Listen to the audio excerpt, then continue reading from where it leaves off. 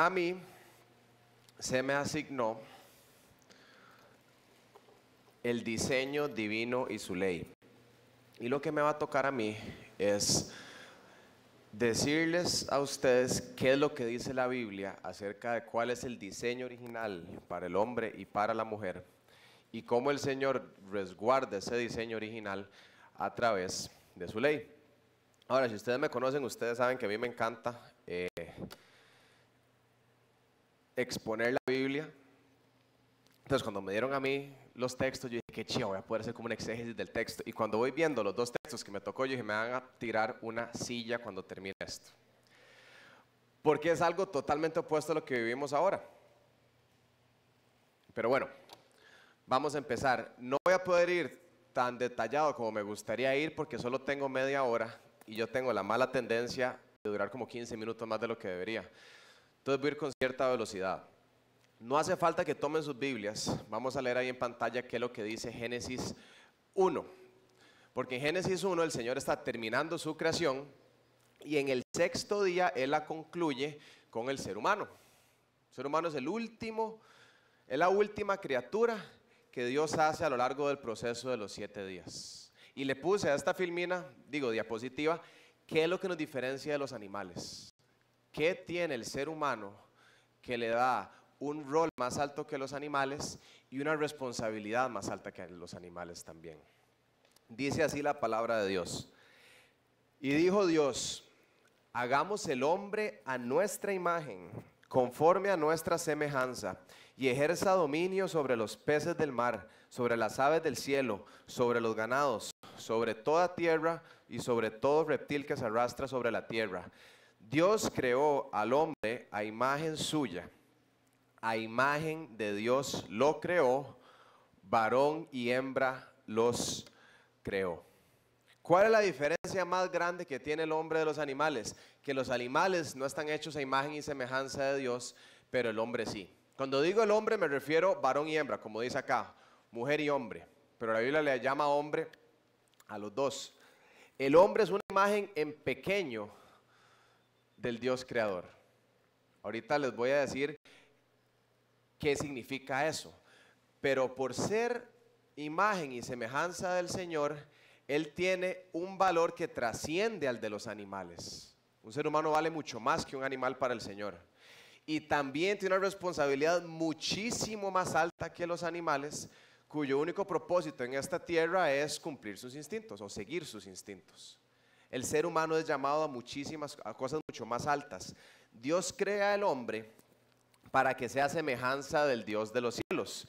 ¿Qué significa eso? El hombre tiene una pureza que los animales no tienen, tiene un intelecto que los animales no tienen, tiene una conciencia. Nosotros somos los únicos que sabemos que existimos. Un animal no piensa en esas cosas.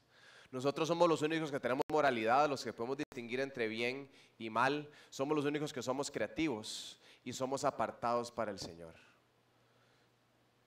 Somos imagen y semejanza en el sentido de que si ustedes le quitan a Dios toda su deidad, digamos, le quitan la omnipotencia y omnipresencia, todos los omnis, y ustedes les dejan, es amoroso, es paciente, esas son los atributos que se comunican hacia nosotros.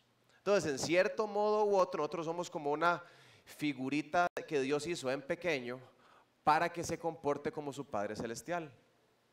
Ese es el propósito que el Señor le da al ser humano. Y aunque la caída manchó esa imagen, como ustedes muchos saben, en Génesis 3, cuando nosotros pecamos, ya no somos, digamos que esa imagen resplandeciente del Señor, porque el Señor no peca y nosotros sí. Pero el Señor mantiene exactamente el mismo valor, tenemos el mismo valor para Dios y tenemos las mismas responsabilidades que teníamos antes de caer. Un animal no tiene responsabilidad moral. Un perro no peca, o una culebra no peca, tampoco. Solo satisfacen sus instintos. El animal hace dos cosas, busca el placer y evita el dolor. Y hasta ahí llega, ¿verdad? Así se comporta un animal. Pero el hombre, más bien, se encuentra satisfecho en Dios y busca ser como Él. Porque si fuimos hechos a imagen y semejanza de Dios, fuimos hechos para ser imagen y semejanza de Dios también. Entonces el llamado del ser humano es muchísimo más alto. Y uno pensará, ¿por qué creó hombre y mujer? ¿Verdad? Dios no tiene esposa, digamos, no hay una diosa, ¿verdad? ¿Por qué somos hombre y mujer y no solo hizo hombres o no solo hizo mujeres? Dice en Génesis 2, el Señor Dios dijo, no es bueno que el hombre esté solo, le haré una ayuda adecuada. Vean qué curioso, Dios crea al hombre a propósito incompleto. Eso no quiere decir que Dios se equivocó, no fue que Dios hizo al hombre, vio al hombre y dijo, uy, me faltaron un montón de atributos, voy a crear a alguien que lo complemente. No, sino crea al hombre, no voy a decir la mitad porque no voy a hablar de porcentajes, pero crea al hombre con una necesidad. Y uno pensaría, ¿por qué no lo hizo perfecto y autosuficiente? Y después le da a Eva. Porque él no hace a Adán y Eva a la misma vez, sino que crea a Adán y pone a toda la creación a desfilarle enfrente a Adán para que Adán vea que no hay nadie en la creación que pueda ser compañera adecuada, y después Dios le trae a Eva. Porque Dios tiene la tendencia de trabajar en etapas para que podamos entenderlo mejor. No crea al hombre independiente, no lo crea autosuficiente, y claramente si él crea al hombre con necesidad de un complemento, crea a la mujer con necesidad de complemento también. Entonces, no existen mujeres fuertes independientes. Y hombres, tampoco existen hombres fuertes independientes. Eso es basura pagana. Nosotros somos dependientes uno del otro. Entonces podría ser como lo primero que podemos irnos quitando de la cabeza, ¿verdad? Nosotros vivimos en una sociedad que nos dice que uno es independiente, uno tiene que estarse, ¿verdad? Uno totalmente cómodo estando solo, y yo, y aquí, y Dios dice, en su palabra, no es bueno que el hombre esté solo. Ahora, alguien va a decir, pero ¿y los solteros? No me da chance de hablar de eso hoy, pero solo les dejo esto para que se vayan a la casa tranquilos. 3 hombres que pueden ser los mejores seres humanos que han caminado por esta tierra y que han vivido las mejores vidas que existen: Juan el Bautista, Pablo y el Señor Jesucristo. Los 3 fueron solteros. Entonces, si hay alguien que está soltero acá, y eso es solo una nota al margen, no es que su vida esté incompleta, porque sería lo mismo que decir que la vida de Cristo, la de Pablo y la de Juan el Bautista esté incompleta. Dios aparta a algunos para estar solteros, y es una vida espectacular la que viven estando solteros en Él. Pero ese no es el punto del texto de hoy. Dios decide que su imagen y semejanza se va a ver expresadas en 2 géneros en vez de en uno.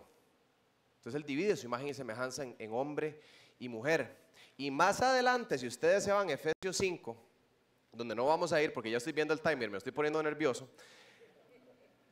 Él dice, Pablo dice, que el Señor crea al hombre y a la mujer como un tipo o una profecía o una sombra o una analogía o un ejemplo, pueden usar cualquiera de esas palabras, de Cristo y su iglesia.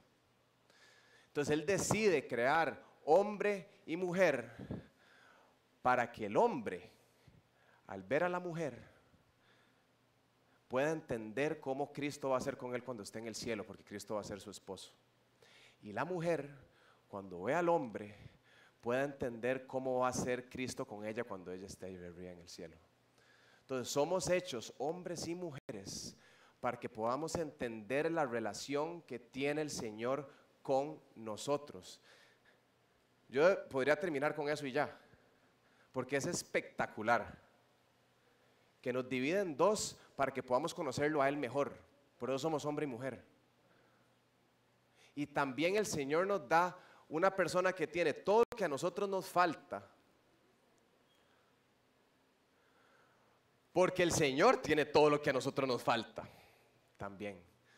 Entonces ese matrimonio santo entre hombre y mujer simboliza el matrimonio que tiene el Señor con cada creyente que puso su fe en Él. Vean la diferencia entre el concepto del matrimonio de Génesis 1 a lo que vivimos en el siglo XXI. Dice Génesis 22, 22 a 23, de la costilla que el Señor había tomado del hombre, formó una mujer y la trajo al hombre. Y el hombre dijo, esta es ahora hueso de mis huesos y carne de mi carne. Ella será llamada mujer porque del hombre fue tomada.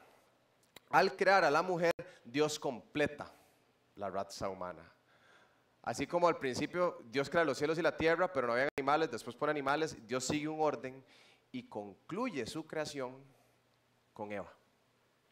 Y el hombre y la mujer son tan interdependientes que Adán dice, es hueso de mi hueso, carne de mi carne. Somos un solo ser. Díganme a dónde en ese solo ser caben independencias que uno escucha ahorita.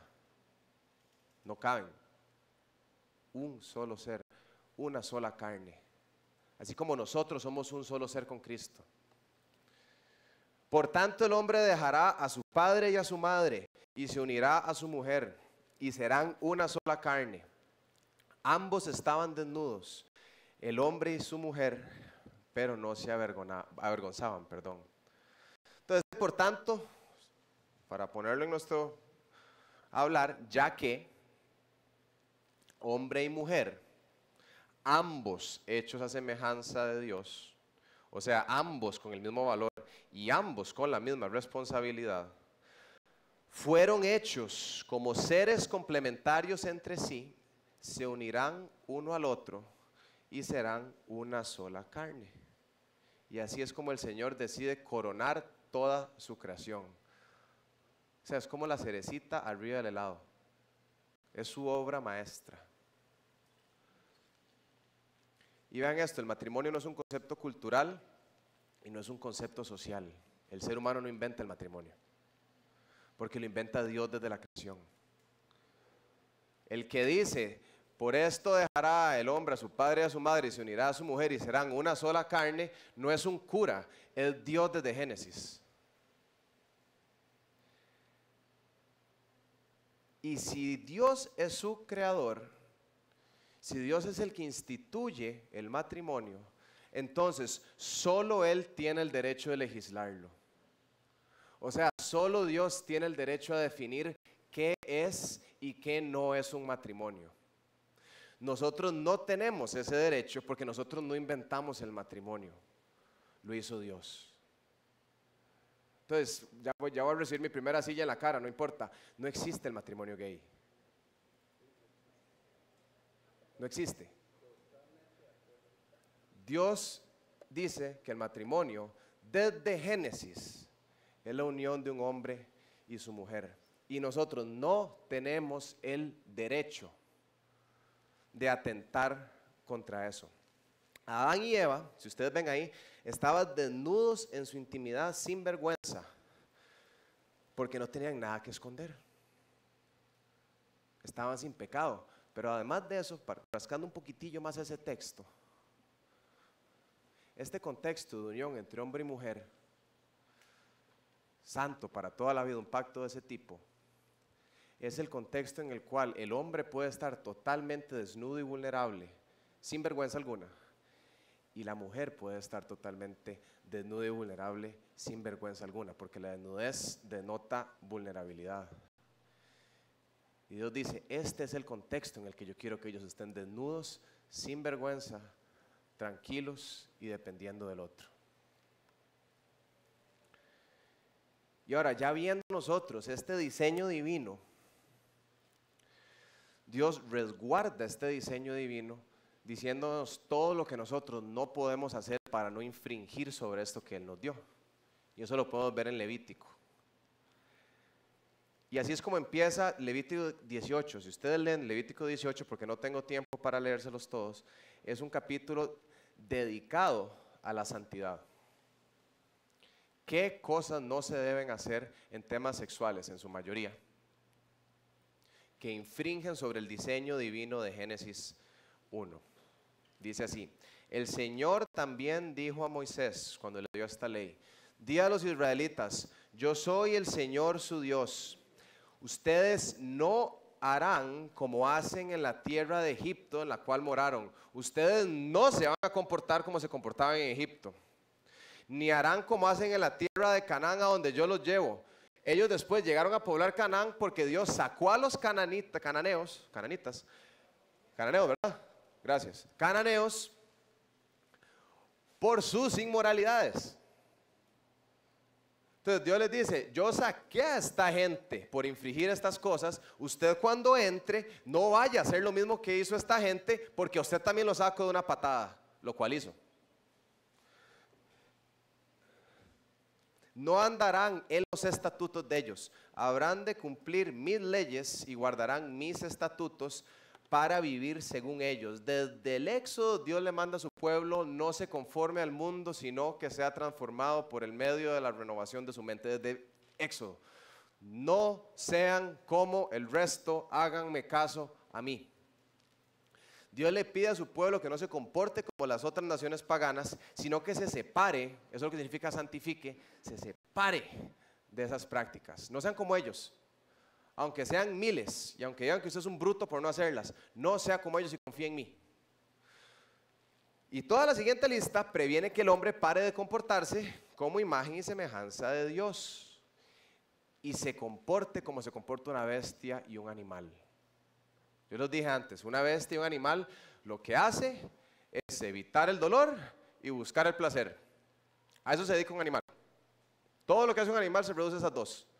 Entonces Dios le dice a su pueblo, yo a ustedes los hice para que fueran imagen y semejanza mía. Ustedes no se comportan como ellos, que es como se comporta un animal. No le está diciendo a estos animales. Está diciendo, esta gente que está hecha para servirme se está comportando como animales. Ustedes no van a hacer eso. Y curiosamente, el ser humano lo primero que hace al no conocer a Dios como su creador, lo primero que hace el ser humano cuando decide vivir como le da la gana, es entregarse a ese tipo de pasiones desenfrenadas. Tal vez por eso es que es el inicio del declive de los imperios. Apenas una nación se vuelve apóstata, inicia con inmoralidad sexual y se va en un guindo que ustedes van a ver ahorita en el resto de la presentación. Y la Biblia, gracias a Dios, llama lo malo malo. La Biblia no llega y les dice a ustedes, o a mí cuando la leo, mira, yo tengo muchos amigos homosexuales, yo no soy homofóbico. Y realmente no quiero que ustedes piensen, no, la Biblia no hace esas cosas, la Biblia no se disculpa. La Biblia solo lo dice. Esa es la maravilla de este libro, que lo critica uno no puede criticar el libro lo critica uno. Y, el libro no, y la palabra del Señor no se anda por las ramas como uno trata de andarse por las ramas en estos temas. Entonces, si Él no se anda por las ramas, yo tampoco voy a andarme por las ramas hoy. Vean lo que dice, no te acostarás con la mujer de tu prójimo, contaminándote con ella. Tampoco darás un hijo tuyo para ofrecerlo a Moloc. Y uno dice, ¿cómo? Primer mandamiento. No adulterarás, no te acostarás con la mujer de tu prójimo contaminándote con ella. Número 2, no vas a sacrificar a tu hijo para que lo quemen. Están en el mismo lugar los dos mandamientos. O sea, no es como que uno es un pecadillo chiquitillo y el otro es una barbaridad. Están en el mismo lugar. Yo soy el Señor. O sea, el que le está diciendo esto no es Moisés, es Dios. No te acostarás con varón como los que se acuestan con mujer. Es una abominación. No tendrás trato sexual con ningún animal, contaminándote con él, ni mujer alguna se pondrá delante de un animal para tener trato sexual con él. Es una perversión. Yo pude haber dejado aquí solito el del adulterio y la homosexualidad, pero yo quería que ustedes vieran en la lista donde se encuentran, porque no hay pecadillos. O sea, el que le es infiel a su esposa está en el mismo lugar que el que sacrifica un chiquito. O el que se acuesta con un hombre, Dios lo está poniendo en la misma lista que el que se acuesta con una bestia. Ustedes pueden entender eso. Y uno dice, ¡ish! Y aquí va una que nos va a pegar a todos. Porque hay gente que va por el Antiguo Testamento, ¿verdad? Y más en esta época, que todo el mundo tiene novios y novias, y es un desmadre por eso, todo eso. Y dicen, bueno, en la Biblia no hay un mandamiento que dice no fornicarás, ¿verdad? No hay ningún mandamiento que diga no puedes acostarte con nadie a menos de que estén casados. No lo encuentro, no lo veo. Y después dicen, cuando nos vamos al Nuevo Testamento, la palabra fornicación usualmente es como de prostitución y esas cosas, ¿verdad? Pero en ningún lugar habla de cuando nos juntamos hombre y una mujer que nos queremos mucho y queremos expresar nuestro amor de una manera como muy sublime y somos muy unidos, y si hay amor realmente no hay tanto problema. Bueno, todos hemos dicho eso, ¿verdad? Y todos cuando escuchamos eso hacemos así, sí, sí, ¿verdad? La Biblia, cuando habla de fornicación, la equipara mucho con prostitución. Y aquí va el bombazo, porque la Biblia no hace diferencia en ninguna de las dos. Para Dios, para el Señor, tener relaciones fuera del matrimonio es prostitución. Esa es la bronca. O sea, agarren el carro, váyanse a la zona roja y no diga, uy, estoy haciendo lo mismo. Lo mismo. En la carta de 1 Corintios, Pablo dice que le dice a su congregación que huya de la fornicación. Y después el ejemplo que él usa, él dice, ¿cómo una persona va a unirse a una prostituta siendo templo del Espíritu Santo y contaminándose con ella? Y usa esa analogía para explicarnos a nosotros lo que es unirse a alguien que no es nuestro esposo o esposa. O sea, que somos templo del Espíritu de Dios, y que al unirnos con alguien fuera del pacto que Dios mandó, estamos prostituyendo el cuerpo que le pertenece a Dios y que más adelante era para nuestro esposo o esposa. Y al entregárselo a alguien más, hacemos lo mismo que una prostituta, solo que no hay plata de por medio. Única diferencia.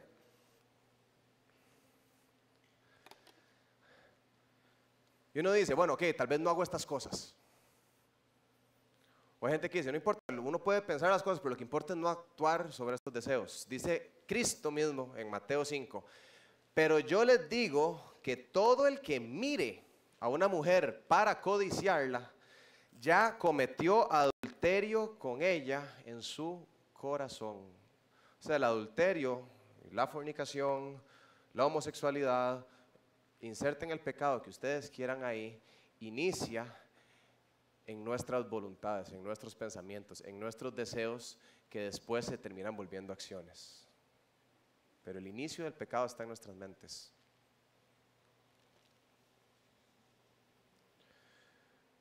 Vean lo que dice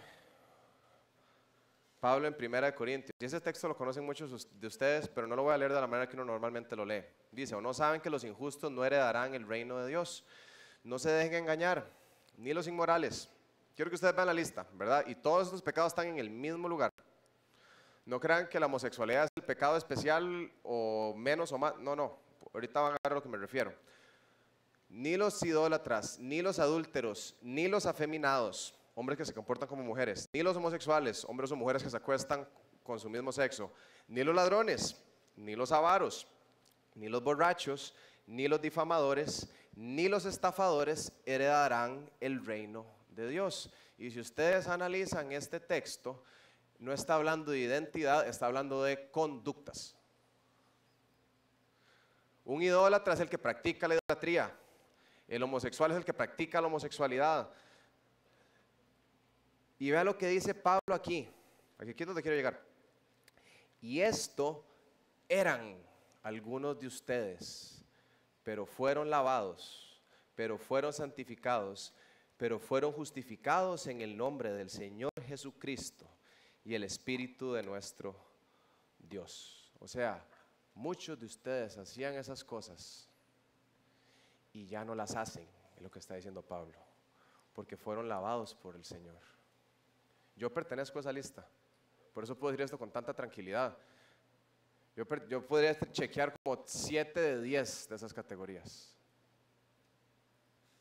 Y el Señor a mí me limpió, Y ahora por su gracia y solo su gracia ya no estoy en esa categoría. Y muchos de nosotros tampoco, porque el Señor nos limpió. Vean lo que voy a decirles ahorita. La homosexualidad, el adulterio, la fornicación es colocada en el mismo lugar que la avaricia, la ebriedad y el hurto. Por ende, la inmoralidad sexual en cualquiera de sus formas no es una enfermedad, es un pecado. ¿Qué significa eso? Que si alguien es homosexual no es un bicho raro, o no vino raro a nacimiento, o no se le cruzaron los cables. Uno no diría eso de un borracho jamás, sino que es alguien que peca. Lo digo en el buen sentido y en el sentido de que hay que apuntarle su pecado. Pero mucha gente tiende a ver al homosexual como que tiene algo seriamente mal en él, y es exactamente lo mismo que tenemos nosotros mal en nosotros. Pecamos. Es un pecado diferente. Pero si uno lo cataloga como una enfermedad o un trauma o algo que viene de genética, ahora sí es una cosa diferente de un ser humano, y no lo es. Está hecho imagen y semejanza de Dios, y así como nosotros manchábamos esa imagen diariamente con nuestro pecado, él o ella ya hace lo mismo. Y la cura para él o ella es la misma cura que nosotros tenemos, que es arrepentimiento. No requiere de tratamiento, no requiere de pastillas, no requiere de 7 semanas de psicotrópicos y cosas. Lo que requiere es de tratamiento. De arrepentimiento. Voy a contarles una historia, es rápido. Nosotros vamos a las calles los miércoles a hablar con todo tipo de personas, entre esos un montón de ex delincuentes y delincuentes actuales. Estoy seguro que yo tengo varios amigos que los han asaltado a ustedes en algún momento de la vida. Y uno de ellos se volvió cristiano. Y llega hace 2 meses y me dice a mí, le oré al Señor y estoy seguro que el Señor me dijo, vas a vivir tu vida para mí, ahora sí la cosa es en serio, vas a ser un soldado mío. Yo no le pregunté si él escuchó a Dios o no, yo solo estaba demasiado feliz de que él me estuviera haciendo estas cosas. Pasaron 2 meses, llegaron unos narcos a la casa de él porque lo conocían por su pasado. Le dijeron que o ponía la casa para que ellos trabajen o lo mataban. Y él les dijo, mátenme porque yo soy cristiano. Y yo estoy escuchando esa historia y estoy casi que llorando, ¿verdad? Lo apuñalaron, tuvo que irse a la casa, está huyendo ahora mismo. Y él está llorando y él empieza a decir, ya no robo, ya no mato, ya no estafo, ya no sé qué. Y me vuelve a ver a los ojos, y sorry por la palabra que voy a decir, pero esa es la que él dijo. Y me volvió a ver a los ojos llorando de la alegría y hace, y ya no soy playo. Así, me apuntó así, ya no soy playo. Porque antes lo era y me arrepentí de mi pecado y no lo vuelvo a hacer. Yo escuché eso y dije, espero en Dios que yo me acuerde cuando esté aquí hablando. Porque es igual, es un pecado como cualquier otro que requiere arrepentimiento.